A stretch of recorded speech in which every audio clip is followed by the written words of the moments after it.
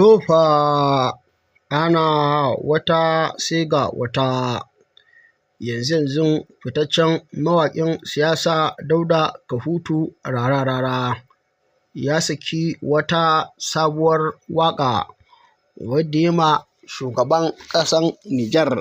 Janar Chani. Ita dai wannan waƙa ta samo dalili ne ganin yadda shugaban ƙasar Nijar ya yi abin alheri,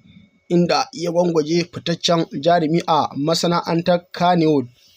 mai suna Malam na Ta'ala, inda ya ɗauki kimanin kuɗin da suka kai wajen miliyan naira 30 ya bashi kyauta. Lalle irin wannan abun bajinta da shugaban ƙasar Nijar ya yi, to lallai yana daga cikin abin da ya burge mawaƙin siyasa Dauda Kahutu Rarara. Ya fito ya mishi wannan sabuwar waƙar wadda ya sa mata Janar Chani mai tausayin talakawa. Idan ba ku manta ba, lalle a shekarun baya da suka gabata an yi zazzafan rikici tsakanin mawaƙin siyasa Dauda Kahutu Rarara da kuma shugaban ƙasar Nijar. Shi kuma wannan rikici lalle ya samo asali ne bayan Janar Chani ya yi juyin mulki a ƙasar Nijar, wanda a wannan lokaci shugaban ƙasar Najeriya Bola Ahmad Tinubu a matsayin shi na shugaban ƙungiyar ECOWAS ya ce lallai dole Janar Chani sai ya sauka a wannan mulki, idan kuma har bai sauka ba to lalle za su haɗa kai kuma za a yaƙi ƙasar Nijar. To wa'innan kalamai lalle da shugaban ƙasar Najeriya Bola Ahmad Tinubu ya faɗa to bai ma shugaban ƙasar Nijar daɗi ba, inda shi ma ya fito ya maida mashi da martani cewar lallai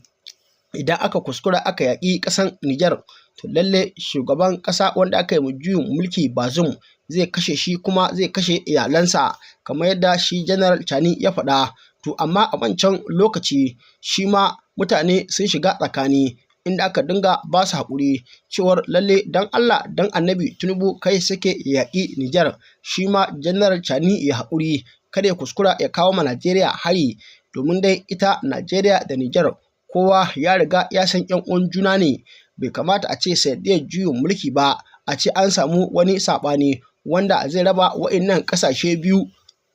To sanadiyyar haka dai lalle aka dinga wa'innan maganganu har dai maganganu aka samu suka lafa. To amma shi a wancan lokaci mawaƙin siyasa Dauda Kahutu Rarara abin da ya sa nashi ya fi zafi shine domin kun san shi mawaƙin siyasa Dauda Kahutu Rarara za ka fito ka zagi uwarshi ka zagi ubansa, amma mawaƙin siyasa Dauda Kahutu Rarara ba zai taɓa fitowa ya maida maka martani ba. Amma matuƙar ka taɓa shugaban ƙasar Najeriya Bola Ahmad Tinubu to mawaƙin siyasa Dauda Kahutu Rarara lalle za ku iya ɓatawa da shi. To lalle ganin cewar wancan rikici da ya ɓarke tsakanin shugaban ƙasa da shugaban ƙasa, shi ma mawaƙin siyasa Dauda Kahutu Rarara a wannan lokaci lalle shi ma sai sa baki, inda ya ce gaskiya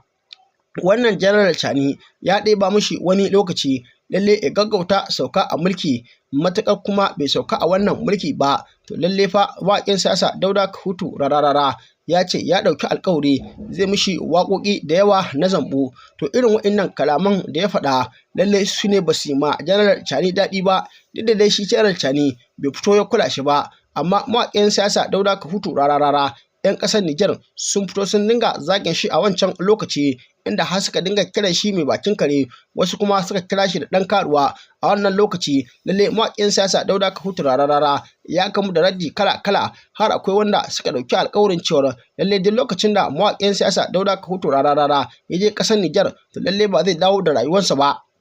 Wanda kuma ganin haka har yanzu mawaƙin siyasa Dauda Kahutu Rarara bai je ƙasar Nijar ba. To amma kawai cikin wannan sati sai aka ga mawaƙin siyasa Dauda Kahutu Rarara ya fitar da wannan waƙa lalle yana yaban shugaban ƙasar Nijar, sannan kuma yana ba shi haƙuri da irin abubuwan da suka faru a baya. Shi dai ko da wani lokaci fitaccen mawaƙin siyasa Dauda Kahutu Rarara lalle an san shi mutum ne mai hikima kuma da dama. Lalle mutane suna zargin cewar lalle shi ma butire ne irin 'yan siyasa, domin dai kowa san yadda 'yan siyasar ƙasar nan namu suke. Zaka ga idan suna jam'iyya ko da wani lokaci za su fito su yabi wannan jam'iyya 100%, amma kuma da zarar an samu saɓani zaka ga sun fito a wannan jam'iyya kuma sun zo suna sukata suna zaginta.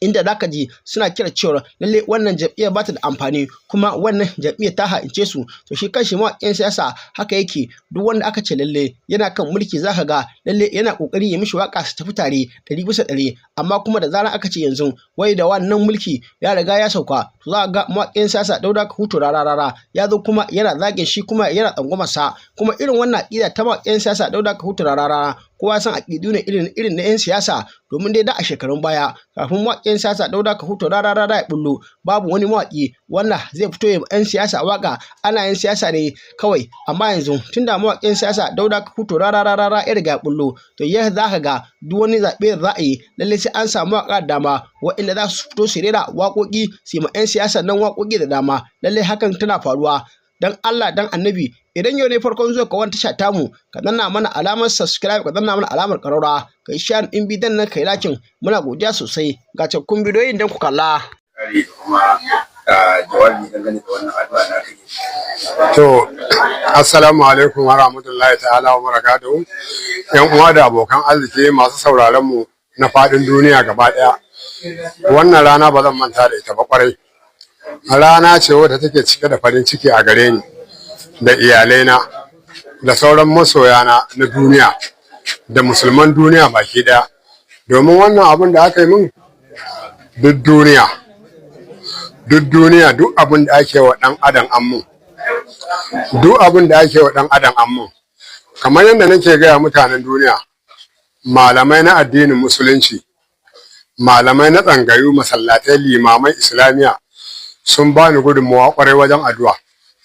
Masu arziki da dama sun taimaka min a Najeriya, jihohin Najeriya babu inda ban samu taimako ba daga ƙasashe na ƙetare. To ana cikin haka mai girman shugaban ƙasar Nijar na mulkin soja, General Abdulrahman Chani, ya ga bidiyo na ta hannun mai ɗakinsa. Bidiyo yana yawo ga halin da ake ciki. Ya kira ni a waya muka gaisa kuma yi mun addu'a. Ba na mantawa a waya General Abdulrahman Chani har ya karanta mun ayatul kursiyu. Ya ce Allah ta shi kafaɗuna, ya ce ga gudunmawa duk inda ake tafiya jinya aje a yi. To Allah da ikonsa mun samu wannan tallafin, muna shirye-shirye yanzu haka. Bayan wannan addu'a da kuke ga malamai suke mun, malamai na ne 'yan jihata,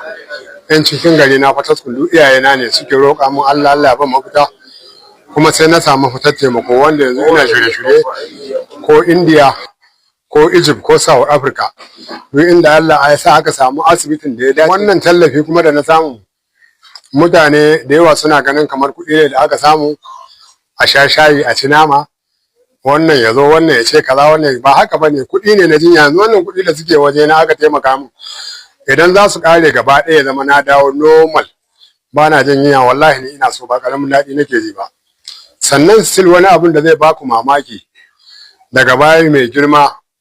shi mai gidanmu gwamnan jihar Yobe Honorable Mai Malabuni, Allah ya saka masa da alkhairi, Allah ya saka masa da alheri. Mutane za su ce a baya gwamnati bata tallafa ba,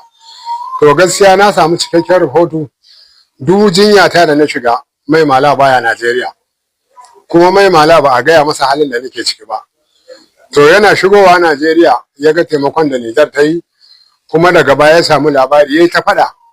ya ce ai bai kamata ma a banni ba. To yanzu Allah cikin ikonsa Mai Mala ya shigo cikin wannan jinya dumu-dumu, kuma gwamnatin Yobe da mukarrabanta sun shigo. Mai Mala ya turo komishinan lafiya na jihar Yobe Honorable Alhaji Dabtalawa Muhammad Gana, ya zo har cikin gidana ya yi mun bayani, ya ce duk abin da za a yi yanzu a shirye suke. To saboda haka ni kuma sai na ga to me zan yi a duniya, waɗannan mutane ba abin da za a kira malamai, alƙur'ani waraka ne, ba abin da ya kai addu'a. A zo a karanta musu alƙur'ani, a yi takara, a gaya wa Allah. Shugaban ƙasar Nijar General Abdulrahman Chani da Firaministan Nijar Lamin Mohammed da mukarraban gwamnatin Nijar, malaman addinin Nijar, sarakunan gargajiyar Nijar,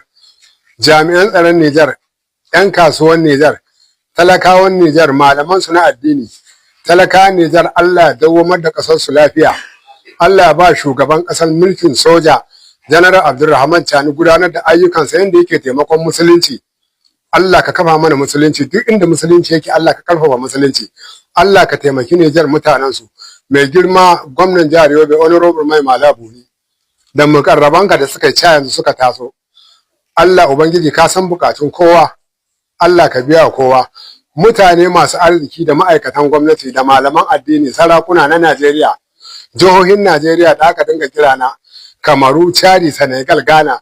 duk kasashen nan har Saudiya wallahi ana kira na kuma mutum in ya turo ma kudi sai ya ce fi sabilillahi baya so ka san sunansa to ba abin da za a yi musu nace malamai a yi karatu